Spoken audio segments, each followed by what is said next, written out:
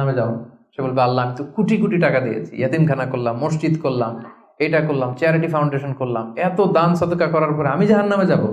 আল্লাহ বলবেন সেটা তুমি করেছো, মানুষ তোমাকে হাতেনতাই বলবে, দানবীর বলবে, তোমাকে বিজনেস ম্যাগনেট বলবে, নাম ফুটানোর জন্য বলছো। তো নাম তো দুনিয়াতে হয়েছে, যেটা চাইছিলে ওটা তো পাইছো, আমার কাছে কি?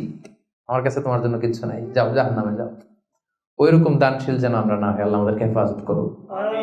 গোপনে দান, যদিও সেটা অল্প হয়। কেউ নাই, একটা লোক বসে আছে অন্ধ, আস্তে করে 100 টাকা বের করে দিয়ে দিলেন, কেউ দেখে নাই, দেখার দরকারও নাই। যিনি দেখার দরকার উনি দেখছে, উনি কে? মসজিদের দান বাক্স 500 টাকা দিয়ে দিলেন, কেউ দেখে নাই। এটা দুনিয়ার কাউকে খুশি করার জন্য আপনি দেননি, শুধু আল্লাহকে দেখানোর জন্য দিয়েছেন। এই দানটা আল্লাহ খুব পছন্দ করে।